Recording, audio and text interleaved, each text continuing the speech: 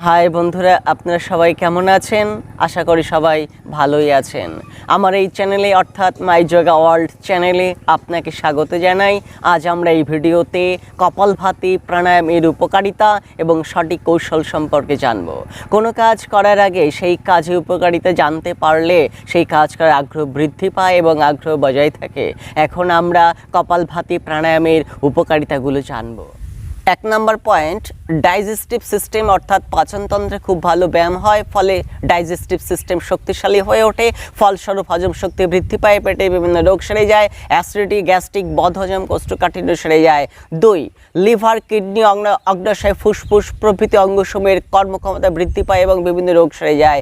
3, কফ, হাঁপানি, নার্ভের সমস্যা, সাইনাসের সমস্যা, অ্যালার্জি, চর্মরোগ, পাইলস, ফিশার, চুল পড়া, diabetes, thyroid, migraine, sugar, cholesterol, অনিদ্রা প্রভৃতি রোগ সেরে যায়। 4, বিভিন্ন যৌন রোগ, সেক্সুয়াল ডিসঅর্ডার, বন্ধ্যাত্ব, ওভারিতে সিস্ট, পিরিয়ডের সমস্যা, ডিম্বাণু উৎপাদন বন্ধ, পলিসিস্টিক ওভারি, ইউট্রাসের সমস্যা, প্রোস্টেট গ্ল্যান্ডের সমস্যা, ধাতু ক্ষয়, স্পার্ম কাউন্ট কম, যাবতীয় যৌন রোগ সেরে যায়। 5, শরীরের মেটাবলিজমের ভারসাম্য বজায় থাকে, ফলে ওজন কমাতে, ওজন বৃদ্ধি করতে অর্থাৎ শরীরের ওজন সঠিক ও স্বাভাবিক রাখতে সাহায্য করে, পেটের চর্বি কমে যায়।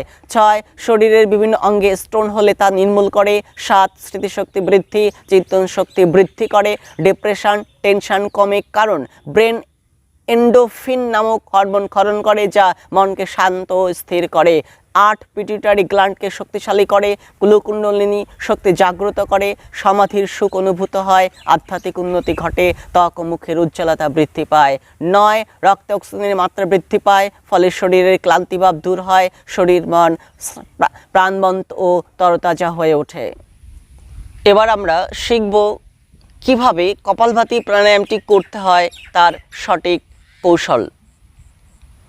প্রথমে সামনে পা ছড়িয়ে দেব, 2 হাতের তালু শরীরের দুপাশে মেঝেতে রেখে মেরুদণ্ড সোজা করে বসব। এবার বাঁ পাকে হাঁটুর কাছে ভাঁজ করে বাঁ পায়ের তালুর প্রান্তভাগকে ডান পায়ের থায়ের পাশে মেঝেতে রাখব। ডান পাকে হাঁটুর কাছে ভাঁজ করে ডান পায়ের প্রান্তভাগকে বাঁ পায়ের থায়ের পাশে বাঁ পায়ের উপরে রাখব। 2 হাতের তালুকে আকাশের দিকে খোলা অবস্থায় হাঁটুর উপরে রাখব। মেরুদণ্ড সোজা থাকবে, ঘাড়, কাঁধ, মাথা সোজা থাকবে, কোনোই সোজা থাকবে না, হালকা ভাঁজ অবস্থায় থাকবে।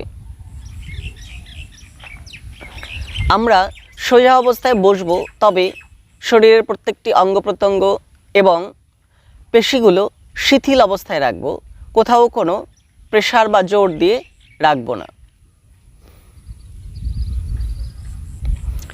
মুখ এবং চোখ বন্ধ থাকবে। শরীরের এই অবস্থার নাম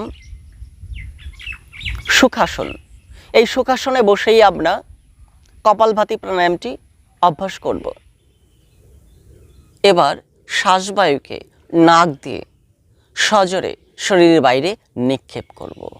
একই সঙ্গে তলপেটকে ভিতরের দিকে অর্থাৎ পিঠের দিকে সজোরে টেনে নেব।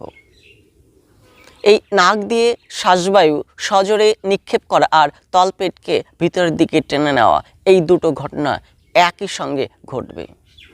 এটা সম্পন্ন হওয়ার সঙ্গে সঙ্গেই আমরা তলপেটকে শিথিল করে দেব। এর ফলে নাক দিয়ে শ্বাসবায়ু কোনো প্রচেষ্টা ছাড়াই শরীরের মধ্যে প্রবেশ করবে। এর পরপরই আবারও নাক দিয়ে সজোরে শ্বাসবায়ুকে শরীরের বাইরে নিক্ষেপ করব। একই সঙ্গে তলপেটকে ভিতরের দিকে অর্থাৎ পিঠের দিকে টেনে নেব। এটা সম্পন্ন হওয়ার পরপরই তলপেটকে আবারও শিথিল করে দেব। এর ফলে শ্বাসবায়ু শরীরের মধ্যে কোনো প্রচেষ্টা ছাড়াই নাক দিয়ে প্রবেশ করবে। এই প্রক্রিয়া আমরা বারবার অভ্যাস করব, আর এই প্রক্রিয়ার নামই কপালভাতি প্রাণায়াম। আমি করছি, লক্ষ্য করুন।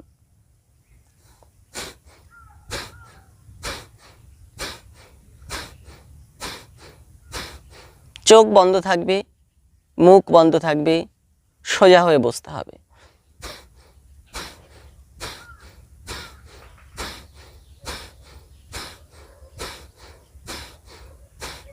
পেটের ওঠানামা বোঝার জন্য আমি পেটে হাত দিচ্ছি।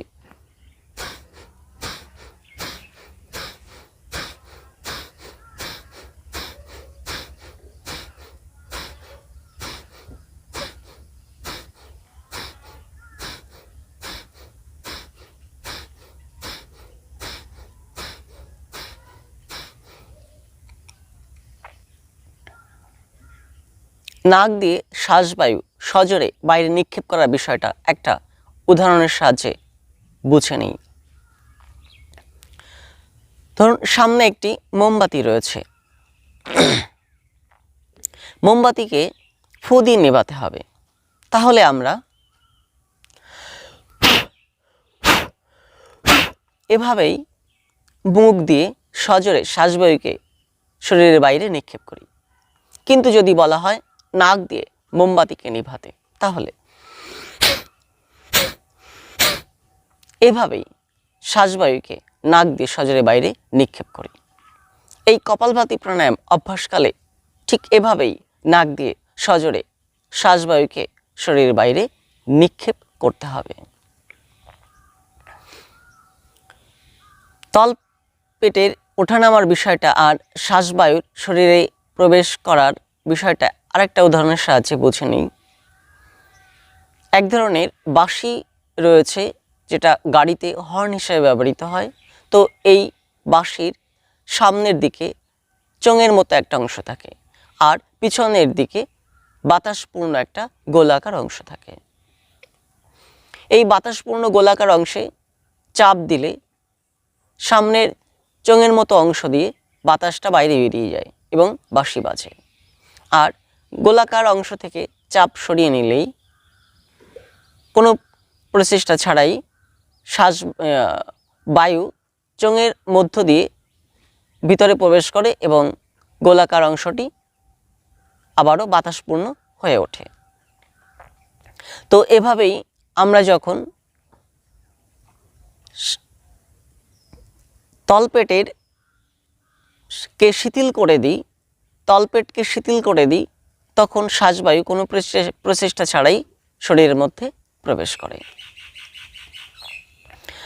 তো নাক দিয়ে যখন আমরা শ্বাস সজোরে নিক্ষেপ করছি আর সঙ্গে সঙ্গে তলপেটকে আমরা ভিতরের দিকে টেনে নিচ্ছি। তলপেটকে আবারও শিথিল করে দিলে নাক দিয়ে শ্বাসবায়ু আবারও ভিতরে প্রবেশ করে যাচ্ছে। আবারও শ্বাসবায়ুকে নাক দিয়ে সজোরে বাইরে নিক্ষেপ করছি, তলপেটকে সঙ্গে সঙ্গে টেনে নিচ্ছি, তলপেটকে আবারও ছেড়ে দিচ্ছি, শ্বাসবায়ু কোনো প্রচেষ্টা ছাড়াই নাক দিয়ে আবারও প্রবেশ করছে। শ্বাসবায়ু নাক দিয়ে সজোরে শরীরের বাইরে নিক্ষেপ করার সঙ্গে সঙ্গে তলপেট কীভাবে ভিতরের দিকে অর্থাৎ পিঠের দিকে সংকুচিত হচ্ছে সেটা লক্ষ্য করব।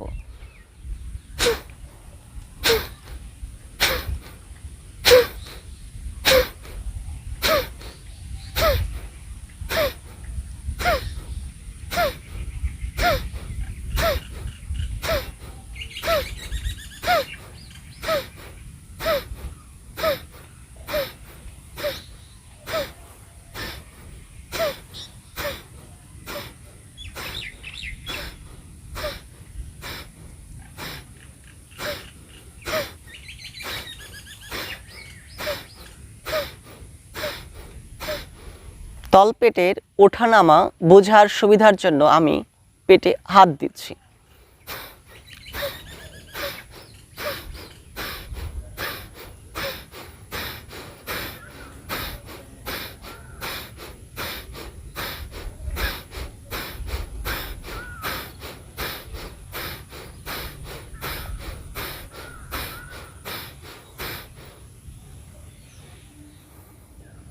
নাক দিয়ে শ্বাসবায়ু সজোরে শরীরের বাইরে নিক্ষেপ করার সঙ্গে সঙ্গে তলপেট কিভাবে ভিতরের দিকে অর্থাৎ পিঠের দিকে সংকুচিত হচ্ছে সেটা আরও ভালোভাবে লক্ষ্য করব।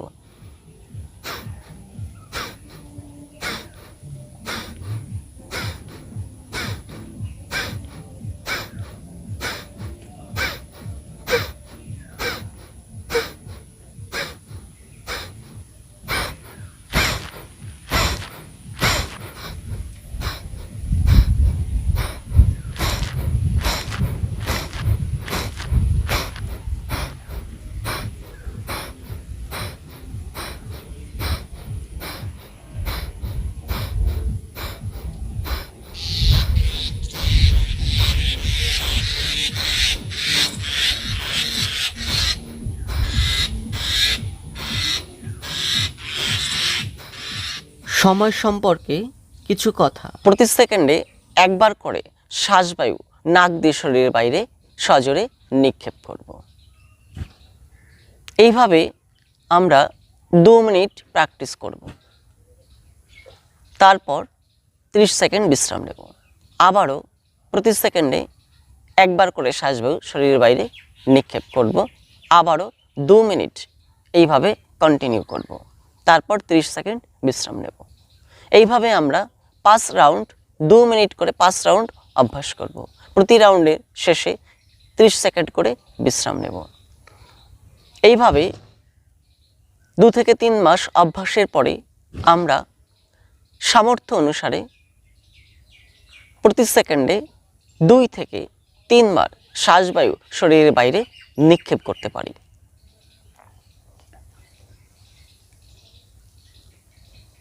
নাক দিয়ে প্রতি সেকেন্ডে 2 থেকে 3 বার শ্বাসবায়ু নিক্ষেপ করব। আমরা এভাবে 5 মিনিট কন্টিনিউ প্র্যাকটিস করব। তারপর 1 মিনিট বিশ্রাম নেব। আবারও নাক দিয়ে শ্বাসবায়ুকে 2 থেকে 3 বার শরীরের বাইরে নিক্ষেপ করব। 5 মিনিট কন্টিনিউ করব একইভাবে। তারপর আবারও 1 মিনিট বিশ্রাম নেব। এইভাবে আমরা 5 মিনিট করে 4 রাউন্ড অভ্যাস করতে পারি। প্রতি রাউন্ডের শেষে 1 মিনিট বিশ্রাম নেব, অর্থাৎ স্বাভাবিকভাবে শ্বাস প্রশ্বাস নেব।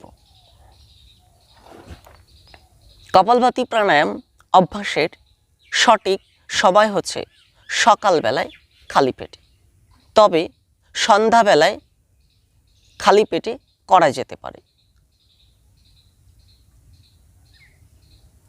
তবে শারীরিকভাবে অসুস্থ বা দুর্বল ব্যক্তিদের ক্ষেত্রে প্রতি 2 সেকেন্ডে একবার করে শ্বাসবায়ু নিক্ষেপ করা উচিত বা আরও ধীরে অভ্যাস করা যেতে পারে। বিশেষ নিয়ম: কপালভাতি প্রাণায়ামটি অভ্যাসকালে নাক দিয়ে যে শ্বাসবায়ুকে সজোরে বাইরে নিক্ষেপ করছে তার উপরে মনোযোগ স্থির রাখতে হবে। যে বায়ু নাক দিয়ে শরীরের ভিতর প্রবেশ করছে তার উপরে নয়। আর শরীরের মধ্যে থাকা আমাদের জানা এবং অজানা সমস্ত রোগ ব্যাধি শ্বাসবায়ুর সঙ্গে সঙ্গে শরীরের বাইরে বেরিয়ে যাচ্ছে, এই রকম কল্পনা মনের মধ্যে রাখতে হবে। আর পর্যাপ্ত আলো বাতাসযুক্ত পরিবেশে এই প্রাণায়ামটি অভ্যাস করতে হবে। কি করা যাবে না: মেরুদণ্ড বাঁকানো, মাথা ঘাড় সামনের দিকে ঝুঁকানো যাবে না, ঘাড় নাড়াবো না। শরীর হালকা আন্দোলিত হতে পারে, তবে জোরে নয়। মনের মধ্যে অন্য কোনো চিন্তাভাবনা রাখা যাবে না। বিশেষ সতর্কতা: 1 নম্বর পয়েন্ট, হাই ব্লাড প্রেশার, হার্টের খুব সমস্যা থাকলে খুব ধীরে ধীরে কপালভাতি প্রাণায়ামটা অভ্যাস করতে পারেন, তবে ডাক্তারের পরামর্শ নিয়ে করলে ভালো হয়। 2 নম্বর পয়েন্ট, পিরিয়ড চলাকালীন গর্ভাবস্থায় করবেন না। 3, হার্নিয়া থাকলে করবেন না। 4, পাকস্থলী অপারেশন থাকলে 1 বছরের মধ্যে করবেন না। সম্পূর্ণ ভিডিওটি দেখার জন্য আপনাকে অসংখ্য ধন্যবাদ। ভিডিওটি ভালো লাগলে এবং আপনার উপকারে আসলে লাইক, কমেন্ট, শেয়ার এবং সাবস্ক্রাইব করবেন। জীবনের মান উন্নত করতে এবং শারীরিক ও মানসিক স্বাস্থ্য অটুট রাখতে এই চ্যানেলটির সঙ্গে জুড়ে থাকবেন। নিয়মিত এই ধরনের গুরুত্বপূর্ণ ভিডিও পেতে আপনাকে অবশ্যই এই চ্যানেলটি অর্থাৎ মাই যোগা ওয়ার্ল্ড চ্যানেলটি সাবস্ক্রাইব করে অল বেল বাটনটি বাজিয়ে দিতে হচ্ছে।